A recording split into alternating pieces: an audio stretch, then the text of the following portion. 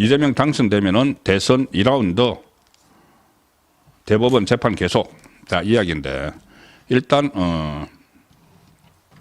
오늘 이재명 쪽에서 벌어진 일들, 황당한 일들 몇 가지 빠른 속도로 소개를 드리고 이 문제를 짚어보겠습니다.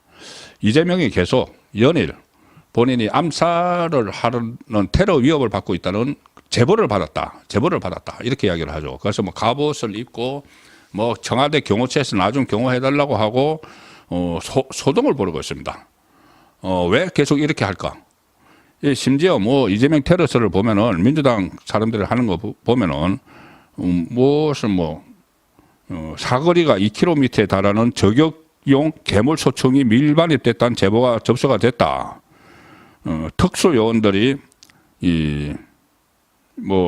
동원이 되고 있다.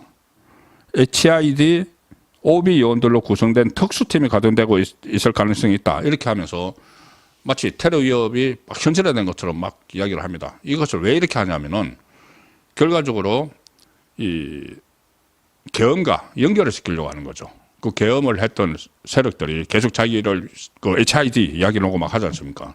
그거 연결시키려고 내란이 지속된다는 이 프레임을 걸려고 하는 건데, 자, 그러면 이것들을 그런 무시무시한 이 제보를 받았으면은 수사당국에 신고를 해야죠. 자기들은 이재명 암살 테러 제보 7건 받아서 제보를 7건 받아서 수사 중이다 이랬는데 경찰에서는 아니 그런 사실 없다. 그 나경원 선대위원장이 경찰청에 제출을 요구해서 자료를 받았는데 어제 기준으로 이재명 신변 위협과 관련돼서 고소 고발 진정 사건이 단 한 건도 없다. 경찰이 이 공문을 통해서 이재명과 관련된 암살 저격 테러 사건 접수 내용을 밝힌 것이 이번이 처음인데 자기들은 7건을 수사 중이라고 했는데 실제로 경찰에 접수된 것은 한 건도 없다. 들통을 난 거죠. 도대체 이게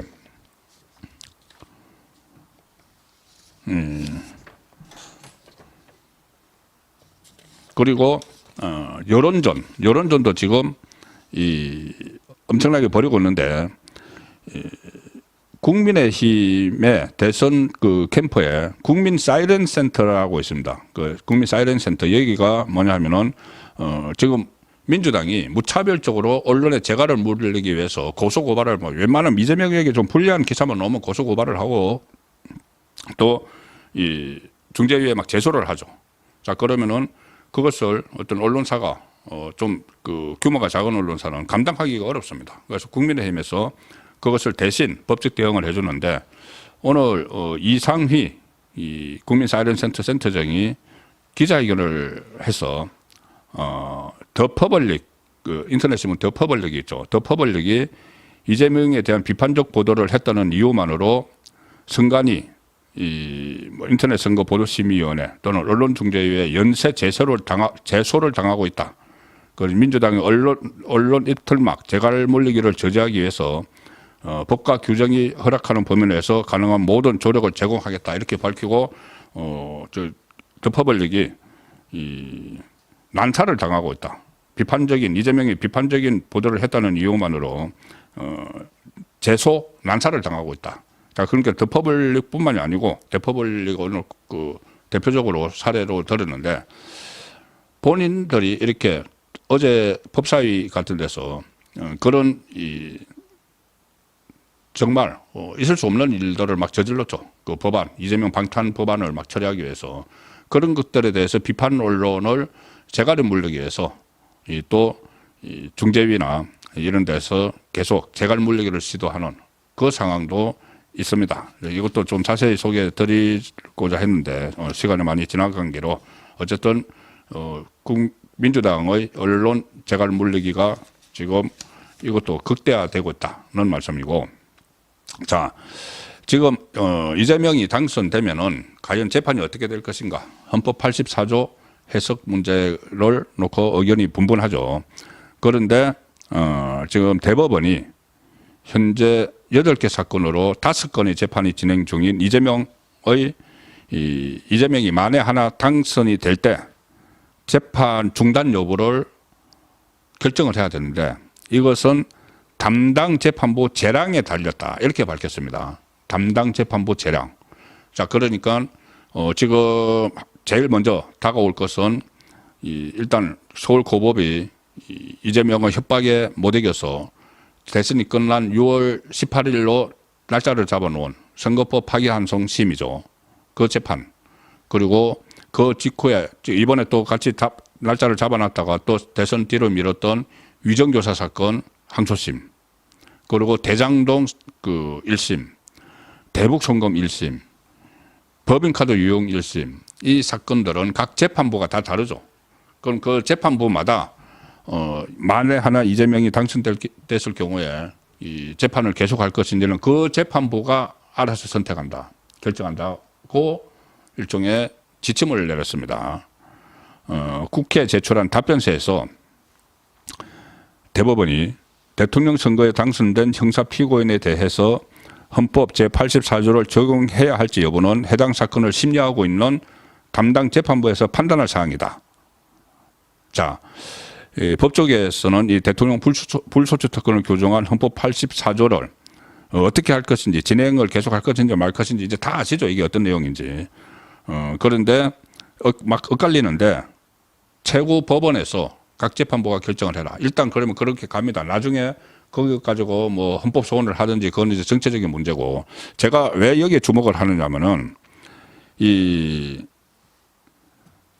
각 재판부에서 이제 그 알아서 하라는 것은 재판이 진행될 수 있다는 이야기죠. 재판이 진행이 되죠.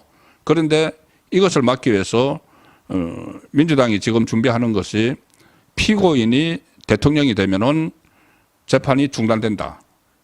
이 말도 안 되는 이것을 형사 소송법을 변경을 하는 것을 지금 법사위에 딱 올려놓고 있죠.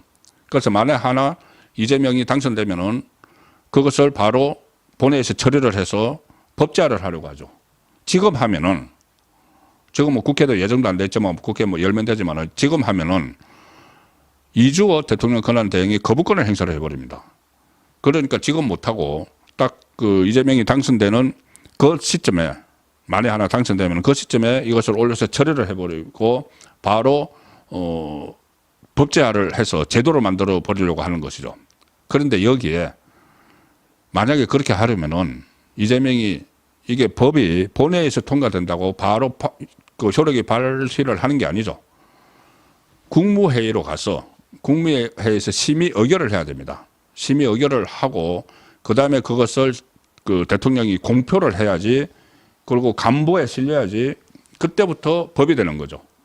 그러면은 자, 이재명은 그 형사소송법을 고쳐서 재판이 중단된다는 그 법을 자기가 이제 공표를 해야 되는데, 그러면은 그 전 단계에 국무회의를 거쳐야 되죠. 그런데 국무위원들이 없지 않습니까? 이재명 정부의 국무위원들이. 지금 이 정권이 바뀌면은 뭐 인수위 기간에는 보통 그 전임 정부의 국무회의에서 정말 꼭 필요한 것은 이렇게 처리를 하고 했는데, 지금 인수위 없이 바로 시작이 되니까는 사실상 국무회의는 없는 겁니다. 그러면은 위원들을 해서 국무회의를 만들어서 그것에 심의 의결을 해야지 대통령이 공표를 할 수가 있죠. 그러면 그 기간이 걸립니다. 장관들을 국무위원을 맡으면 장관들 인사청문회를 다 해야 되고 기간이 있죠. 집권하고 나서 바로 할 수 있는 게 아닙니다. 그런데 이게 다른 건 다 놔두고 이 선거법이 계속 재판이, 그러면 그 담당 재판부에서 알아서 해라, 그렇게 했지 않습니까? 그러면은 서울고법에서 이번에는 그 이재명의 협박에 무릎을 꿇어서 6월 18일로 넘겨놨지만은 6월 18일 날 형량을 정하고 그리고 바로 대법원에, 지금 대법원이 온갖 수모를 다 겪었죠. 형량을 정하면은 이재명이 재상고를 할 것이고, 그러면은 온갖 수모를 겪은 대법원이 신속하게 그것을 유죄로 최종 확정 판결을 하면은 이재명은 바로 내려와야 됩니다. 당선되더라도. 시간이 이쪽이 더 빠른 거죠. 무슨 뭐 국무회의를 열고 법을 공포하는 시간보다는 이 시간이 더 빠른 거죠. 그렇게 되면은 국가적으로 불행하죠. 조기 대선을 했는데 다시 또 조기 대선을 몇 달 만에 뭐 한두 달 만에 또 해야 되는. 그래서 그렇게 돼서는 참 이 국가적으로 에너지 소비가 엄청나기 때문에 그렇게 될 수도 있다는, 너무나 불안하다는, 대혼란이 일어난다는 이 점을 지금 김문수 후보 쪽에서 또 뭐 저 같은 그 유튜버나 방송인들이 적극적으로 국민께 알려야 되지 않나는 생각이 듭니다. 네, 지금 처음에 말씀드린 대로 선거 상황이 상당히 좋지 않지만은 그렇다고 지금 아직 19일이 남았습니다. 충분히 들어올 사람 좀 들어오고 해서 전열을 재정비하고 특히 한덕수 전 총리를 포함해서 뭐 홍준표 전 시장도 좀 귀국을 하고 그런 좀 반전의 이 기회가 어떤 이 변곡점이 몇 번 있으면은 대반전도 어렵지 않다는 생각을 하게 됩니다.